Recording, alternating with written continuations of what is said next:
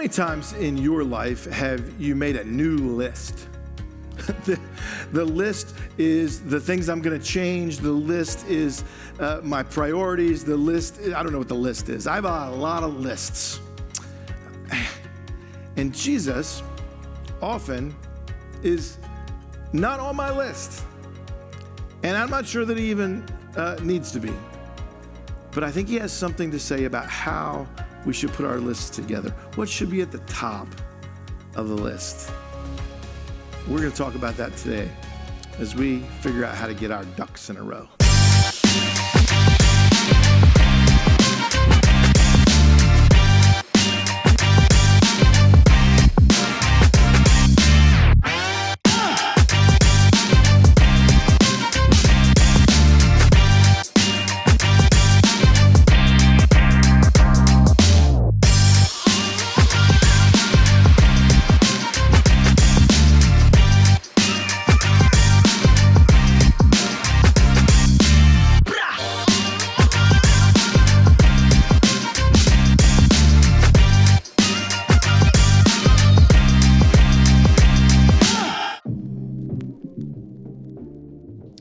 Hey everyone, I'm Reid Robinette. I'm the senior pastor at Crossroads with Aaron, our executive pastor, and we wanted to take a few minutes today to share with you all the cool stuff that God has done in and through our church over the last year and what we are planning for the next 12 months.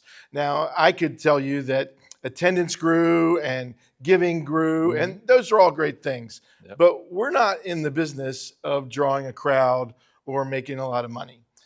We're in the business of leading people to life-changing faith in Jesus Christ. And that sometimes goes unnoticed. We get to hear some of the stories, and I want to make sure that you understand what you've made possible. We began tracking steps about 10 months ago. Whenever anyone took a step in their relationship with Jesus, we asked them to let us know. And 10 months in, we've recorded almost 1,000 deep steps that people have taken and told us about, and more than 500 wide steps just in the last 10 months. So that means that people are taking steps towards Jesus. Now, it's not just for us. We are for our communities. And so in things like Hampstead Days or the Fall Fest in Westminster or Rock the Berg in Eldersburg, we sent our folks from Crossroads out to serve in the community. And gosh, maybe the last thing I would share is at almost every service for the last 6 months or so, we've invited people to come and pray. We call it Pray Now. And some of those prayers, conversations, will go unreported. But the ones that we know about, especially little Declan, who was a 3-year-old, some of you heard his story, who prayed that God would restore his sight, and he did it. Those kind of changes are what we get to be a part of every single day. As we lead people to life-changing faith. But you make that possible in a lot of different ways. Aaron, let's talk about the how. Yeah, so I get to talk about the fun part, the numbers. And so let's start with July, the beginning of our new fiscal year. So our giving was about $204,000, and our new target is $258,000, so we were a little shy there. And then when it comes to expenses, our expenses were planned to be about $234,000, and they came in at $229,000. So a bit of a gap there. Not the best start to the year. However, we do want to talk about what we're planning for FY27. Yep. And so we've been talking about how we feel like we're called to do more. And so FY27 for us is a year of capacity. We're planning to do more because we feel like God is calling us to do more. And so in order to do that, we've increased the budget from last year to $3.2 million this year. It's a 6.6% increase over last year's giving, so a modest increase. But we believe that's necessary. If we're called to do more, unfortunately, ministry costs us money. And so in order to do those things, we rely on your generosity. And we're Yeah. super excited about what we think we're called to. And we want to share with you how we are trying to steward that well and what that might look like as we move forward. So, when we think about these numbers, I want you to think about this is a budget is a resource plan. Yeah. And that's all it is. We're not about the number itself. We're about what the number can do. We're about the ministry impact of moving forward. And so as we break that $3.2 million down, 61% is planned for compensation and benefits.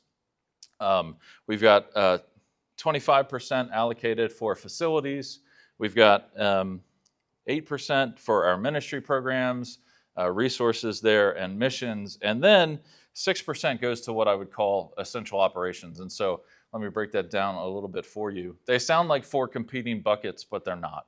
They all enable the ministry. So if we say compensation and benefits and you think about your campus pastor, that's an investment in the ministry and the people at that campus. And so these aren't mutually exclusive, but there's no better way to break it down in a short conversation like this. And so when you think about compensation and benefits and facilities, that's 86% of our budget.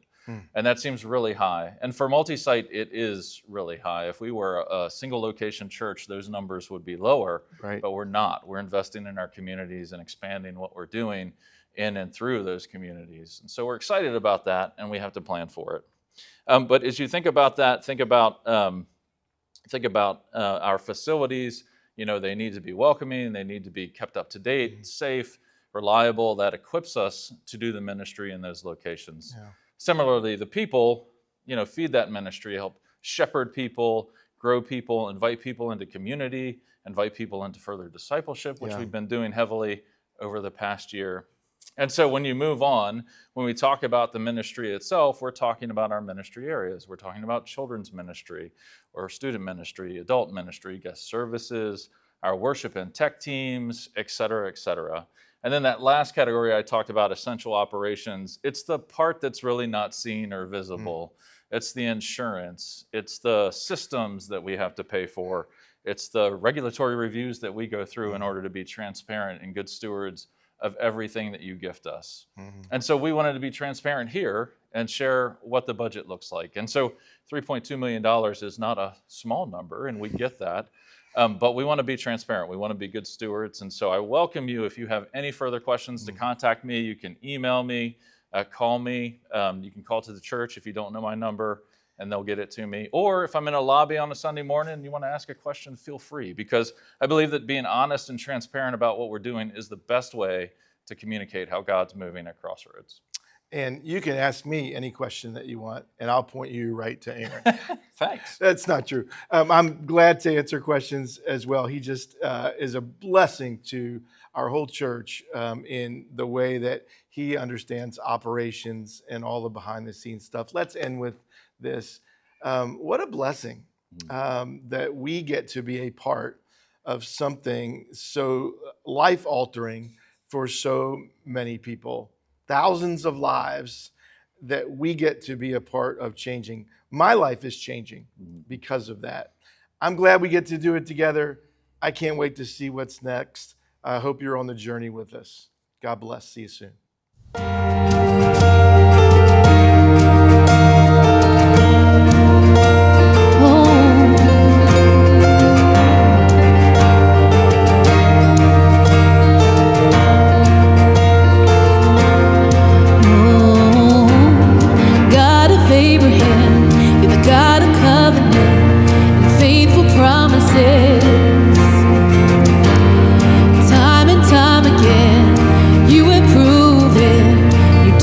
What you said, though the storms may come, the winds may blow, I will remain steadfast, and let my heart learn when you speak a word, it will come to pass. Great is your faithfulness to me. Your faithfulness to me, from the rising sun to the setting same, I will praise your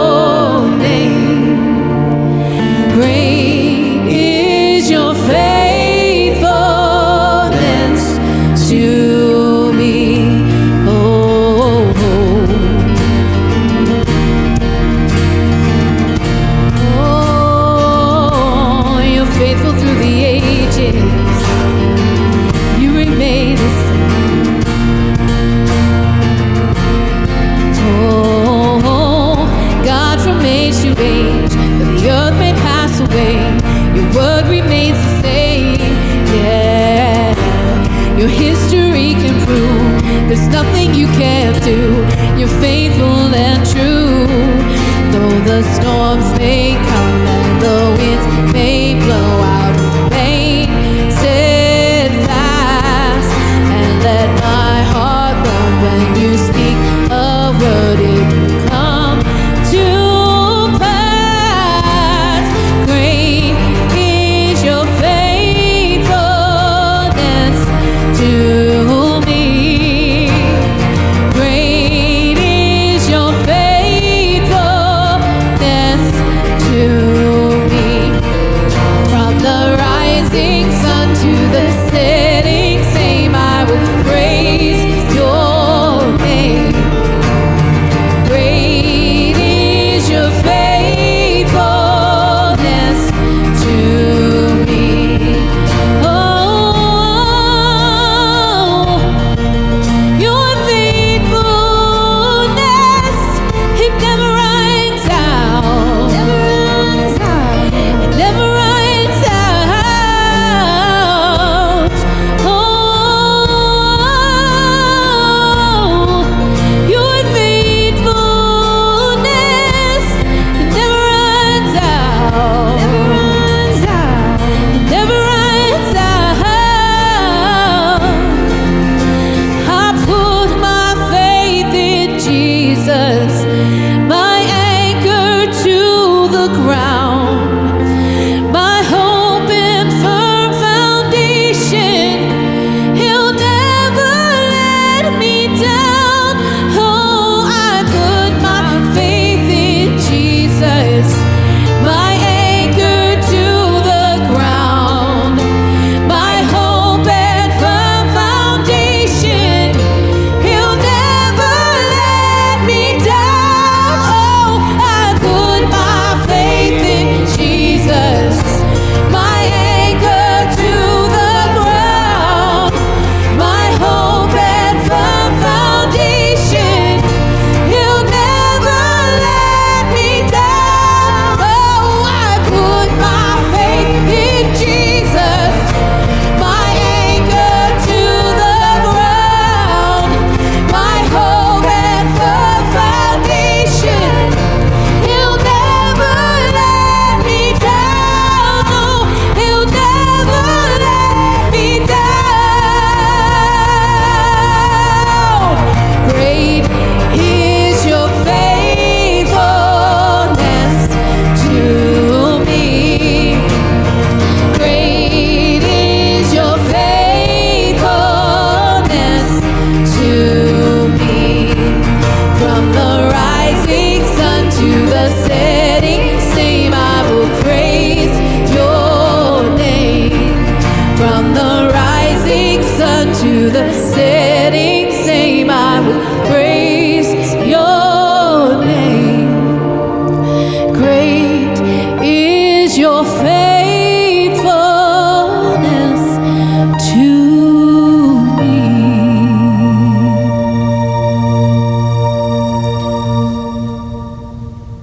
Well, let me say thank you again for joining us in our worship. And as part of our worship, whether it's in person or online, we pause every time we gather to give back. We believe that it's a sign of our obedience, our love, our trust in what God has entrusted to us. And so we give back as a sign of our love and dependence upon Him. I invite you to give in whatever way suits your financial style, texting or online, QR codes, we have it all. But don't miss the opportunity, and that's really what it is, the opportunity to give back to God a portion of what He has given to us. Thank you. When you were 5, nothing mattered more than finishing your dinner. At 12, it was whether you were in the cool crowd. Somewhere along the way, it became what you were wearing, what people thought of you, whether your stuff impressed anyone or everyone. And now, bedtime doesn't even make the list. But how much money you have, that one just keeps climbing. And here's the things we care about most keep changing. But that we care about something deeply and urgently, that never stops. St. Augustine said, all sin is just love out of order. Not loving the wrong things, but loving the right things too much or too little or in the wrong order. So if your priorities have rearranged themselves a dozen times since you were 5, who's actually in charge of the list? Well, welcome everyone. Thanks for joining us as we begin a brand new series here at Crossroads. My name is Reid. I'm the senior pastor at Crossroads, and wherever you're watching right now, I hope that you are feel welcome. And as we launch into this new series, I want to start with a really important question. Are your ducks in a row? You know, the idea, the idiom is that your ducks in a row refers to you having all of your affairs in order. And so I'm asking you, are they in order? Let me simplify the question. And so I'm going to ask you to raise your hand, no matter where you are, whether you're in Hampstead today, you're in Eldersburg, wherever you are. I want you to answer this question honestly. Raise your hand. How many of you have at least one duck that's not in a row? One out of place duck? Yeah, some of you, maybe all of us would say that. How many of you feel more like your ducks look like this? Yeah, like a big chaotic. How many are sitting next to someone whose ducks? No, don't answer that. Take that down. Let me simplify the question in a little bit and ask a follow-up question. When it comes to ordering our ducks, who gets to decide what order is the best? Could you feel some connection to that video that we played that highlighted the things that are the most concerning at different ages? They change, right? What's most important in one season of our lives turns out to be not so important later. You know what I loved? I loved that bedtime started at the top and then went almost all the way to the bottom and then came all the way back up again. And then by the time you were 80, it was very, very important again. And so if I want to order my most important ducks, where do I start? If we wanted to take on this idea of reordering some things in our lives, getting our ducks in a row, where would we start? Well, with fall just around the corner, and the transition sometimes between summer and fall feels like the appropriate time to ask these sorts of questions.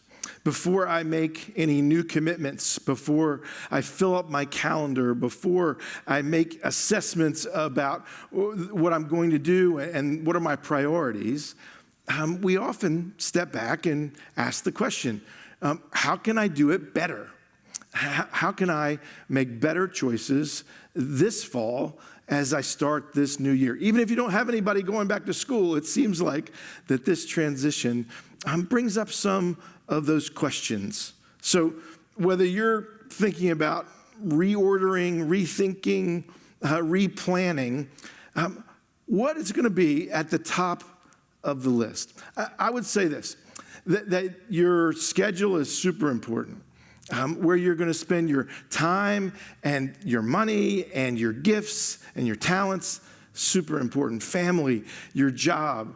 But probably there's one duck that we need to get right in order to make all the other ones make any sense. The one thing that might make the biggest impact, the top duck, might be reordering our loves. And that might not even be a topic that you've ever thought of.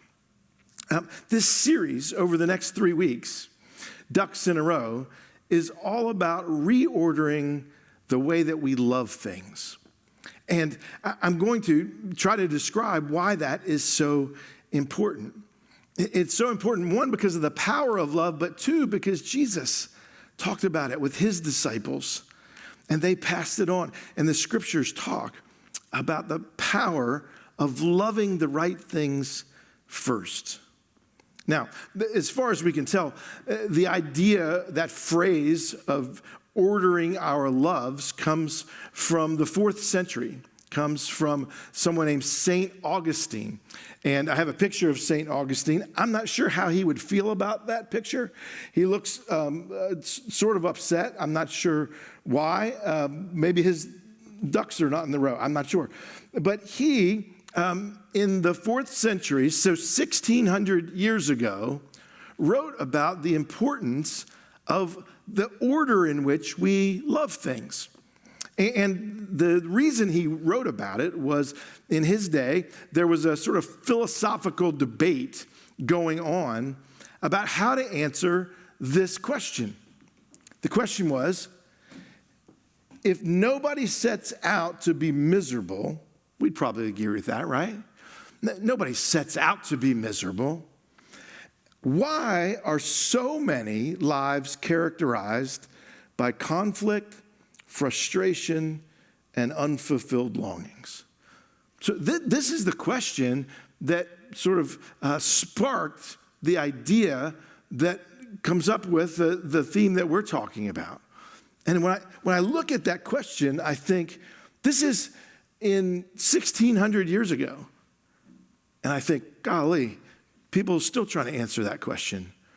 And if nobody sets out to be miserable, why are so many lives characterized by these things?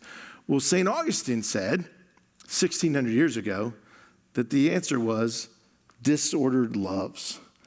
Disordered loves, loving the wrong things in the wrong order, is why this happened. He summarized it this way. We love less important things more and more important things less than we ought to. Now, when you think about what we ought to do, go back one slide here. What we ought to do means that there is a right order, that there is a more advantageous order. There's a correct order in the way that we love things. Ultimately, St. Augustine would attribute the ought to God. And therefore, he came up with what's one of his most famous quotes, which is that sin, in its essence, is just disordered loves. Now, what if he's right? What if the question that was being asked in the 4th century, that's still being asked today, why do we have so much difficulty having our lives produce the kind of peace and joy and hope and courage that we desire? What if he was onto something? That it is not that we need better schedules or better bank accounts. What if really the crux of the matter is that we have our loves out of order? And if none of our rethinking, replanning, reorganizing will amount to much unless we focus on the first duck, the top duck. So, you're invited. Over the next 3 weeks, before the fall schedule descends upon us, join me. Join me in asking God to help us reorder our loves. Well, where would we start? If we wanted to undertake this exercise, where would we start? Well, we'd start with Jesus. Because as I said, he had a lot to say about the power of loving the right things and loving the right things in the right way and in the right order. One of the places that Jesus talks about that is in Mark chapter 12. Mark chapter 12 is a chapter in which Jesus is making people uncomfortable. He has a way of doing that, especially with people who think they have all the answers. And in this chapter, we're going to pick it up near the end, but I want to give you some context as we launch into it. He has had several different conversations with several different groups. See if you notice a theme that they all had in common. So far in Mark chapter 12, the chief priests want to arrest him. The Pharisees want to debate him. The Sadducees want to trick him. And if I was going to ask you what is the common theme with all of these groups of people, maybe you know a few of them. The truth is that they're all religious people, that they're all, in their day, the people who others looked to explain faith, to guide them in their spiritual journey. Now, they disagreed with each other a good bit, but they were all disagreeing with Jesus. And so whether they're debating or whether they're trying to trick him, Jesus is making them feel uncomfortable. And so we pick up the story in Mark chapter 12, verse 28, and someone else who's called a teacher of the law comes up and asks Jesus a question. So Mark 12, verse 28. One of the teachers of the law came and heard them debating. Noticing that Jesus had given them a good answer.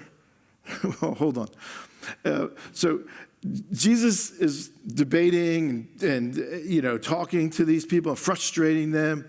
Well, the last answer that he gave was to this group called the Sadducees.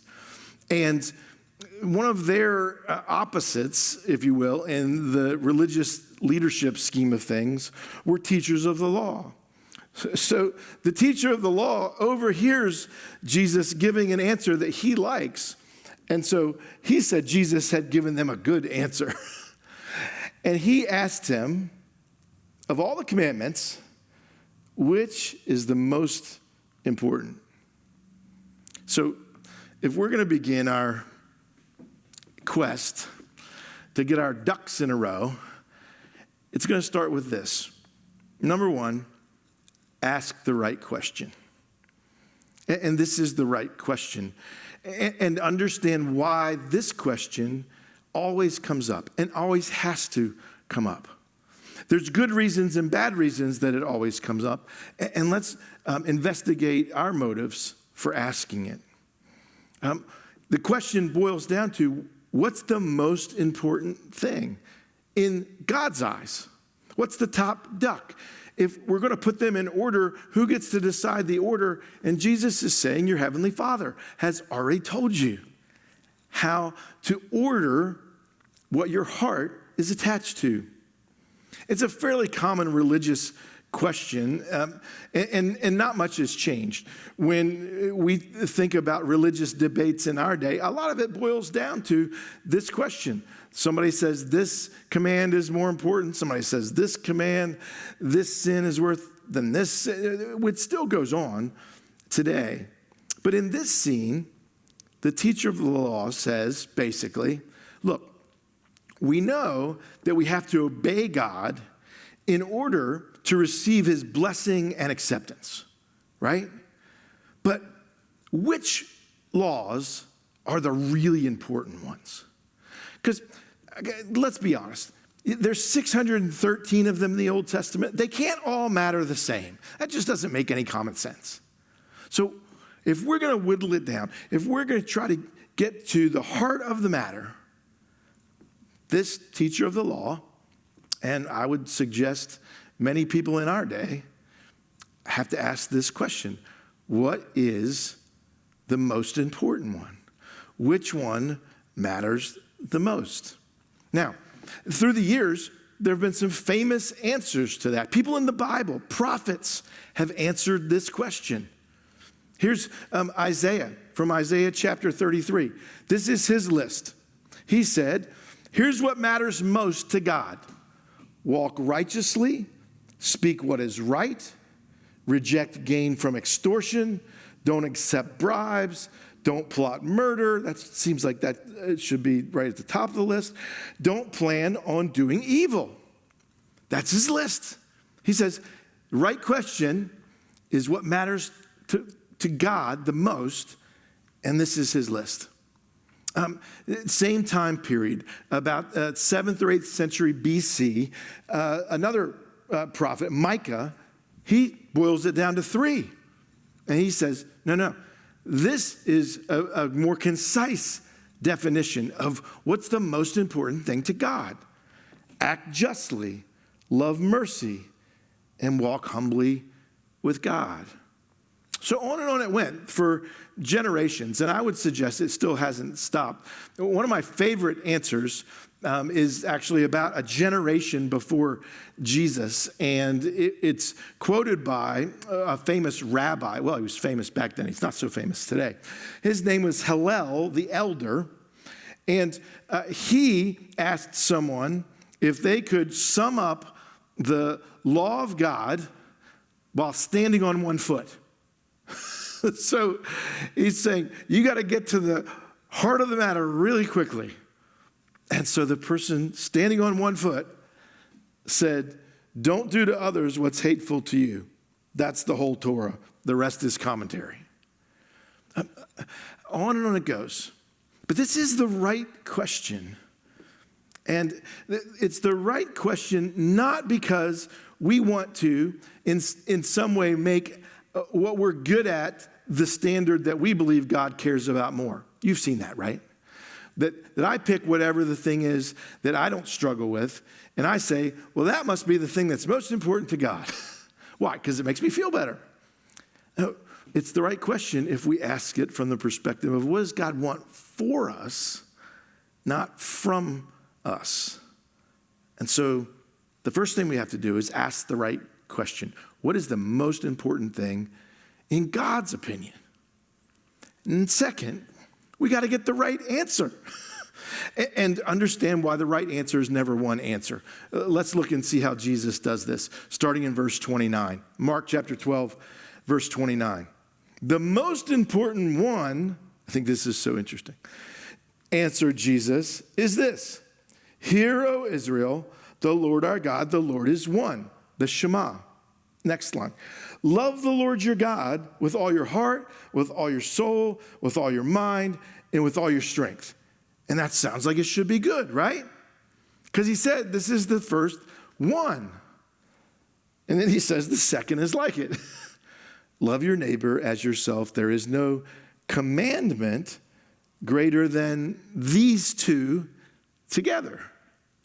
Now, this is a critical juncture in our journey to get our ducks in a row, is understanding that you can never separate these two answers that Jesus gives. Jesus gives an answer. What is the most important thing in the eyes of God? And he says, love God and love people and never separate the two. Now, that might be so familiar to us that it doesn't even make an impression on you when I read it. I used to have a hole in my ceiling in my basement. We had, not in the basement, in the living room. It would have been better if it was in the basement. In the living room in our house, that we'd had some sort of leak and it pooled and then it got ooky, and then so I cut this hole in the drywall of the ceiling in our living room, and then I got the plumbing fixed and all that, but the plumber didn't fix the ceiling. And I just left it for a year and a half. You know why? Because I just got used to it. I wouldn't even see the hole in my ceiling anymore. But what do you think would happen when someone walked into my living room for the first time? Oh my gosh, what is wrong with your ceiling? And I'll go, what? Oh yeah, there's a big hole in it. Sometimes I think that these truths, what is the most important thing to God? Love God, love people.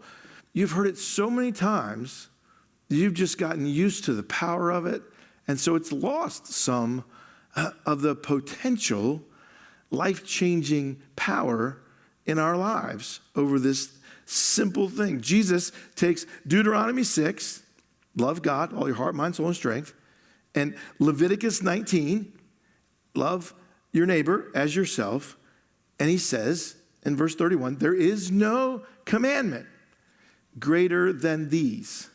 And he puts them together inseparably. Now you should know, there were people that would have lined up on either side to say, love God's more important. There are other people that would say, love people's more important. There are people today that line up on both sides of those. And Jesus says, if you want the right answer, if you want to get your ducks in a row, you cannot separate them.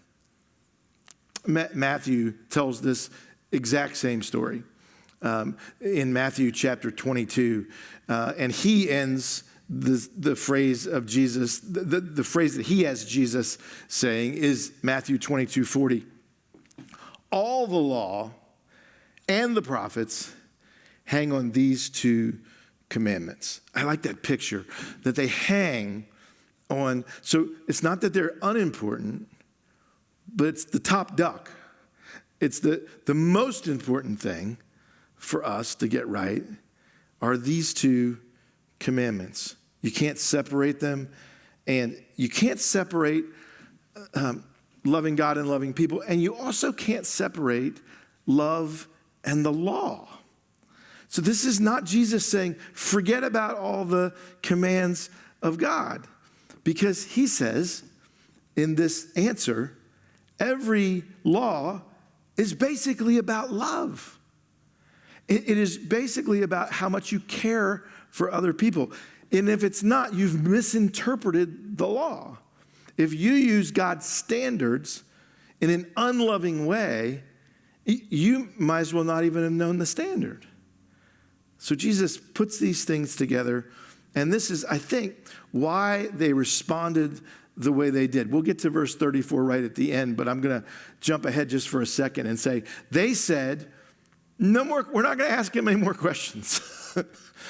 After Jesus gives this answer, and there's a debate. I read a bunch of different opinions about why they said no one dared ask another question. I mean, that's a strong statement, isn't it? Where the whole chapter they're asking him, tricking him, trying to get him to say stuff, and then he says, love God, love people, that's it. And then they said they didn't dare ask another question. Man, that's interesting. And I think, at least this is the most satisfying answer to me, is that they were afraid if they kept asking questions, he was going to get clearer on what God demanded from them. And they were plenty clear already, right? It's the idea, the more you understand, the harder it gets.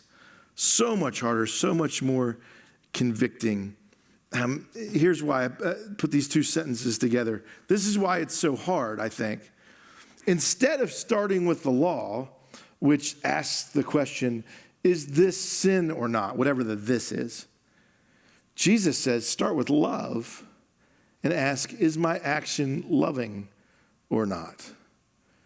See, this one, what does love require of me, is often an obvious answer that I can't squirm out of by asking a whole bunch of tricky questions. This one, we can have debates and, all sorts of things. But I think why they didn't dare ask any more questions is because he was going to get even more clear on how simple it is of what God requires of us. What does love require of me? So, if we want to get our ducks in a row, I think we got to start here. One, ask the right question. God tells us what's the top duck. And then get the right answer. And understand that it's never one answer, it's two answers. Love God and love people. And then third, see the right response. And the right response almost always includes rethinking things that we thought we already knew. Let me read you the end of this encounter, verses 32 and 33. This is the teacher of the law responding to Jesus answering his question. He says, well said, teacher. The man replied, you're right in saying that God is one and that there is no other but him. That's a lesson. Jesus is usually right. And he's noticing that. I think it's kind of cute that he told Jesus he was right. And Jesus didn't go, I already know. He keeps going. To love him with all your heart, with all your understanding, with all your strength, and to love your neighbor as yourself is more important than all burnt offerings and sacrifices. And so his response, it shows he's rethinking something that he thought he was sure about. When he brings up the burnt offerings and the sacrifices, that is him saying, look, we are to be obedient to God, but nobody's obedient all the time. And so when we're disobedient, what do we do to close the gap between what's expected of us and what our reality is? And the practice that he was very familiar with, he had taught, was burnt offerings and sacrifices. You do religious things. And I think that his response shows he's adding it up in his mind, and he's come to the conclusion, I don't think that makes any sense anymore. How can that, and he's having an aha moment. And maybe even questioning the premise that he started with. Remember the premise that the teacher of the law asked the right question? It was, we know that we must obey the laws of God in order to receive his blessing and acceptance. And I think the wheels are turning. And he's like, what if that's wrong? And even as I say that, I think some of you are like, well, how could that be wrong? And I think that's what Jesus is driving at here. That you don't, by your obedience, earn God's blessing and acceptance. You are given that blessing, acceptance, and then asked to obey God out of that. And so I think, and I'm glad to let him go first, I think that he's really face to face with his own motives. Maybe it's because I feel like I know him a little bit. I think he's thinking, what do I really love the most? I think he's loved God's approval more than God for some years. And it's beginning to dawn on him. I think he and others like him come to grips at some point with, even when I act lovingly, sometimes it's for the wrong motive. I'm loving to get rather than loving to give. All of that leads to this emphatic exclamation point at the end of this passage. And I love it, and I'm still wrestling with it, and I hope you will as well. This is the way the whole thing ends, verse 34. When Jesus saw that he had answered wisely, Jesus sees him adding it up. He said to him, you're not far. You're not too far from the kingdom of God. And then on, no one dared ask him any more questions. What did he mean? You are not very far. He's talking about the direction of his heart in reordering what he loves and why he loves. And here's my invitation to everyone listening right now. Let's do that. No matter where you are in the Jesus journey, let's go and take up the quest of figuring out how to make sure that we love the right things in the right way, in the right order, for the right reasons. It might be tough. It might cause us to rethink some things that we've thought we've known for a long time. But that's where the good stuff is. That's where the power for transformation is. And if that's what you're after, let's go after it together. If you are in one of our campuses, I'm going to pray now and invite the worship teams to come up. If you're watching online, let's all pray together. Jesus, our ducks are sometimes not even close to being in a row. And we can't fix them all at one time. But Lord, help us to understand what comes first, what deserves our heart's first attention. what we would love first. Speak to our hearts. We're listening. We pray it in your name. Amen.